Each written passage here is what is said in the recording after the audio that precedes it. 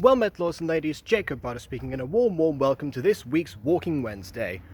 Well, this is the week that I officially graduate from insert name of university here, and it is also the day after I have successfully, along with Adri, actually determined a Spanish dub of the first episode of The Mutant Girl, or the script of it at least. And add to that, of course, the Butter Bunch ascending to almost 500 subscribers, meaning I have to work on that special, and also the season 3 of The Mutant Girl itself, the regular, the English version, the one that we all know. And I've been rather busy, much busier than I thought I was going to be, during the summer. That's not even half of it.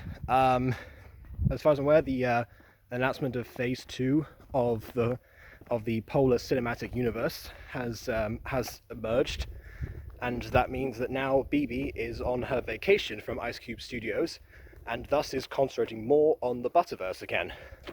It's a whole thing. But I'm not here to talk about any of that. So, if you're interested in those updates, well, I guess most of that stuff I can say it's still in progress. Not really much to report there, although thank you to all the editors who have been stepping up recently and have actually, been providing... Sorry, I got waved at by someone. That have been providing the actual content, especially Aiden, who once again knocks it out of the park with his efficiency. Some of the time to a detrimental degree, because obviously, once you're focusing on, get on the efficiency and not so much necessarily on being able to move around and edit and tweak the details that might be required. It's always a weird thing with Aiden edits, because sometimes he'll show me how he's doing what there's working through the progress of them, and then I'll say something like, oh, well, this needs to be a little bit different or something, and then he'll say, oh, well, I can't change it now. I was like, then why are you showing me how it's going then if you can't change anything? I don't know. Point is, I'm not here to talk about any of that. Because sometimes on Walking Wednesday, I just like to talk about something random that's been on my mind. And this is one of those times. I would like to talk to people about David Ramirez, actually. And in case you don't know who that is, most of you probably won't. Anyone in the Spanish-speaking world has probably heard that name before, but unless you read the title of the video, you won't know exactly where that's from. David Ramirez is a singer-songwriter and rapper, particularly actually, and who is most known for a song that he did when he was, I think he said it was 14, he posted it when he was 15. Which of course I'm going to say, oh hold on, there's a bunch of cars coming.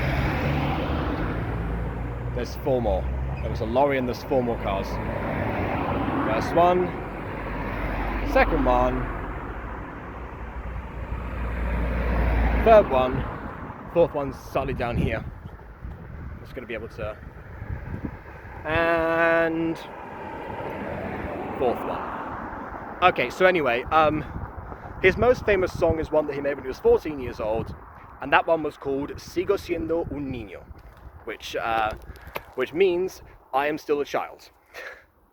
And to anyone who's thinking, it basically goes like this. Sigo siendo un niño jugando a ser adulto. Sigo siendo un niño pero ya no me asusto. Bo, te asusto, te asusto. It was a huge meme for a while because the video itself is very funny. It's one of those videos that that you would see featured on a bunch of Spanish commentary channels, and it was. That's where it got its fame from. Including, of course, one of my favorite YouTubers of all time, Auronplay, who was who very much I think he was the one who mainly popularized that video after the initial fan base had died out, because it was a little bit older than some of the newer stuff that he would react to at the time. But yeah, he brought it back. And basically, well, okay, so but as I was saying, the video was actually really, really funny. Obviously, for some of the wrong reasons, some of the right reasons. Now, Ethan at the time was like, he was a very like strange character in that particular video. I've watched some of his videos in that same time frame, and it does definitely stand out. I can't really talk about necessarily too much without really giving it away. I guess I'll put a link in the description. I know people don't understand what he's saying, but for somewhat you don't really need to, basically. The gist of it is that apparently he was apparently he actually got a lot of notoriety from somewhere else, from other sources, to do with his music and the fact that he was part of this big group at the time. And the whole mess of him still being a child was the fact that he was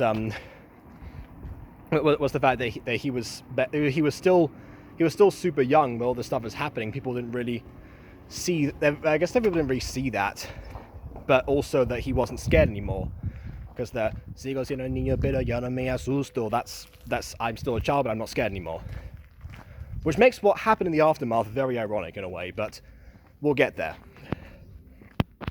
So the point is, I actually for some reason ended up looking back on some old Out on Play videos, and that was one of them.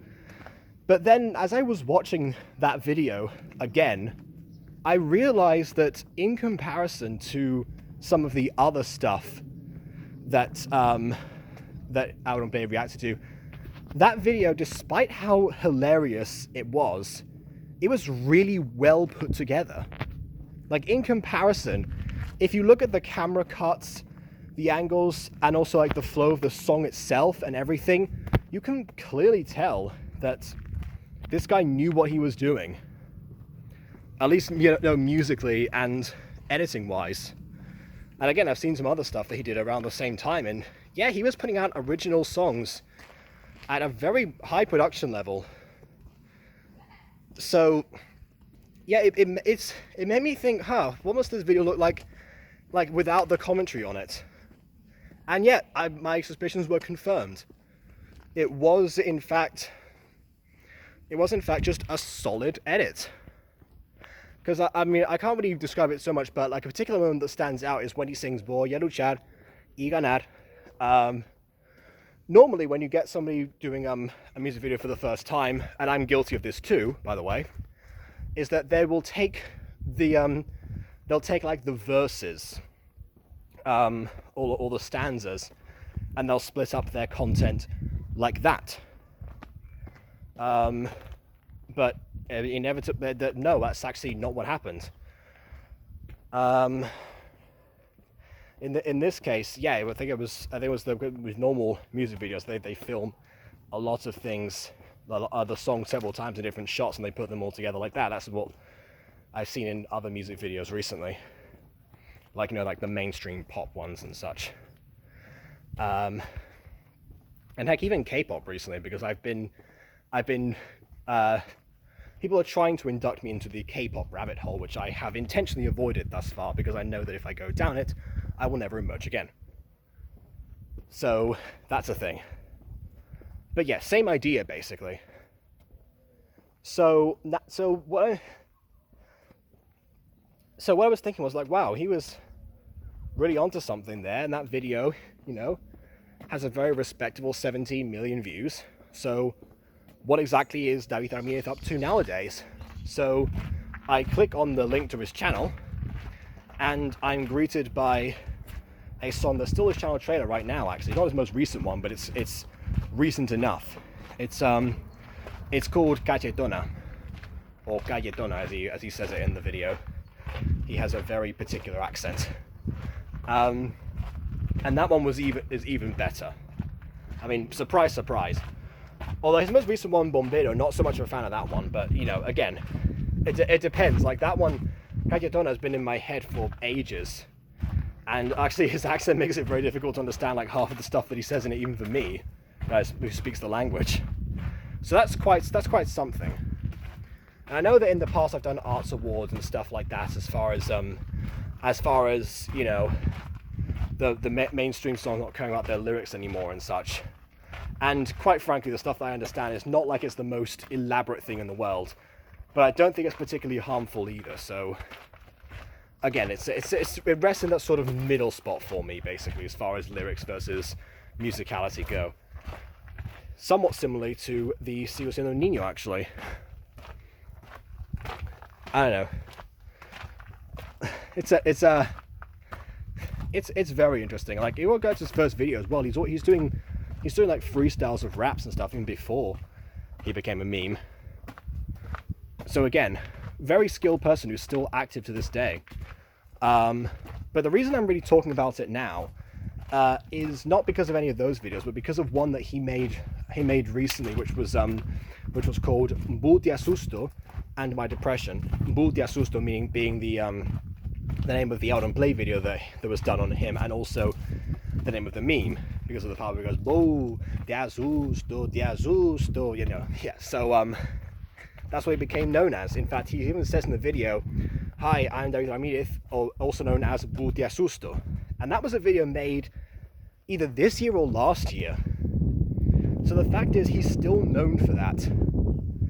And anyone who's had a video by Out on Play, like made by them, or maybe it depends on, like, maybe other people in the Spanish commentary community as well, they exist in a weird structure where people get nostalgic for the commentator, and then they go back and see the stuff that, you know, oh yeah, this was a meme back in the day and stuff. I mean, Out on Play himself, he skyrocketed exponentially in popularity recently because, well, particularly 2020, because of the quarantine. Even though he wasn't producing that many new videos, his old videos are nostalgic timepieces, and they always have been. They're somewhat consistent, but they do symbolize like where you are in the year. It's a fascinating thing.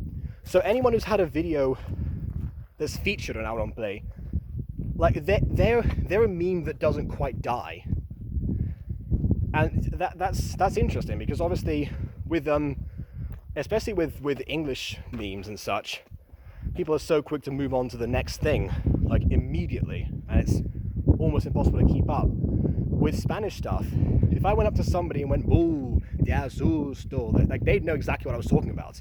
And that was a video made in 2015, that got commented on until 2017, and here we are in 2022. So yeah, it's interesting. But it also means that, from what I've realized from that video where he talks about his depression, that's a state of being that you can't really escape if it comes back to bite you. It's not like any of these commentators, or at least Out on Play, I don't know about the other ones, it's not like he actually did anything to incite hatred. He just did essentially what I do with gacha videos, which is, you know, point out the hilarity of the situations and the stuff that goes on in the videos, but not actually inciting hate or encouraging people to not do anything. In fact, I've actually had plenty of people asking me to review their stuff specifically in my style, even if they actually dread what's going to happen, just because it's a fun time. And whenever I feature the creators on the actual videos themselves, they've laughed and such. And Out on Play, in his way, the people that are on his videos, they actually mostly, because there are exceptions, they mostly understand the joke. They understand the fact that, you know, they made something funny, Audum made it even funnier, or funny in a different way, I should say, and people seem to actually enjoy having a good laugh. But then, of course, there's the issue of the fact, if you do it on a scale as Out on Play does, who is one of the most legendary Spanish YouTubers of all time, then you're undoubtedly going to get people who take the joke a bit too far, and sometimes, of course, spike up with hate comments and such. And fittingly enough, that's actually something that was already happening before Out on Play made his video, because there's actually a line in Sigo Siendo Niño which goes, "Las críticas no me ponen malo," which means, you know, that means critiques don't make me sick, or, you know, don't give me any unease or anything. Which, but then when you actually, when Audon himself looked at the video and looked at the like and dislike ratio, it was turned off. And the comments were also turned off. So of course he went, las críticas un poco sí que te asustan, eh? Imitating his accent, so the critiques do scare you a little bit, you know. Mr. Boo, do I scare you, you know. Kind of making a joke out of it. But then when you realize that when I looked at, I did the same thing as Audon did, but with that depression video. I looked at the like and dislike ratio. Like obviously dislikes, they're not fully visible on YouTube anymore, so that's not really a good metric anymore. But the comments were, and even though he was talking about stuff like the stuff where it got to the point where people like threatening, you know, to you know, just death threats and stuff, you know, oh yeah, to kill his mother or blah blah blah, something like that, you know, that kind of thing. There's very different like yo mama culture around, you know, Spanish internet. It's a whole thing. And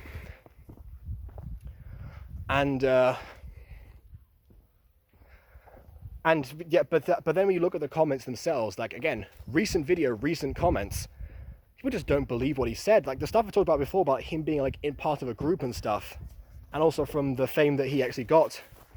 And people are saying like, oh, you know, no te conocen ni en tu casa, which means no one knows you even in your house. That's a very popular phrase. And it just baffles me, like the fact that people are still going at this guy. I mean, they've been going at him since he was 14 years old. I'm just thinking, like, why? Because again, the video is not like it's like harmful or anything. If anything, there's like one extra in the video that people say like, oh yeah, she's not really enjoying herself. She looks like completely bored or out of her mind or something. It's not like a classic, you know, like Thaler Sin to Boldly Flee, where he's just like done with, you know, everything because of the poor filming conditions, or maybe that was the case and we just don't know. But yeah, just kind of like this one kid who was just like looking like, oh, this again, you know, like clearly her heart wasn't in the production. Again, if you hire amateurs, sometimes that actually happens. It depends. Maybe she was an amateur, I don't know. But yeah, apart from that, the video is pretty much harmless. So, and again, relatively well made. So it's just the fact that I guess people are still trying to find a target to bully. This person who's been ridiculed in some sort of way, even in a friendly manner, and they just take it that extra step and go like, oh, well, I guess okay to dehumanize them. And that's nothing new on the internet. I'm not saying it is, because that happens all the time. There's that whole old adage of like, oh, you know, there's like, you know, YouTube comments and such, or that don't read the comments because there's always someone there trolling you, and trolls are of course people who have something worse going on in their lives and such. Like, you know, we've been showed that in TV shows, we've been showed that in real life. It happens all the time. But yeah, the thing is, yeah, see, for example, right now, it happens. But I don't know what that was. Anyway. Okay then, partner, coming right up. Yeah, see, you have to take it as a joke sometimes. That's just what happens. I don't know if he's trying to call me Ben. My name isn't Ben. Anyways, so yeah, with that stuff in general, if it's happening on like a large scale and it's like much worse than some sort of diarrhea joke or whatever the heck that was, then it can really affect a person's psyche. So yeah, quite frankly, that's the problem with when, you know, you're a meme that just won't die. It makes me wonder about, you know, the nature of how those Spanish commentators actually do their thing, and I guess sort of the ethics of doing that, because they're not causing the harm themselves, and it's not their fault if the fan base actually then go and attack something, or somebody else who just happens to watch the video does that. It might even be the fan base directly. It might actually just be somebody who was like, oh well, you know, check out this video, imaginary friend of mine. This is a very ridiculous thing. It's like, oh, well, wow, what a ridiculous person. Let's go ahead and troll them. Like, I don't know. And it spreads like that. But yeah, just the nature of the nostalgia of commentary videos nowadays keeps that alive. I mean, I've gone back a couple of times, even English videos. Like the band Unicorns Killed My Girlfriend. That's like their video, Problem. Again, a huge meme from 2016. But yeah, if you go back, just get nostalgic for that, and you actually watch, I don't know, maybe the Daz video or something. I still a Leafy video, but that's gone now. Like, it actually, at least with Daz, it was kind of like the English version of Out on Play, pretty much, in a way. In the sense of he doesn't actually incite hatred or anything. Then it sort of has the same effect. Because granted, you're watching someone who's entertained you as a commentator, and the video in the background they happen to be talking about, that's a byproduct.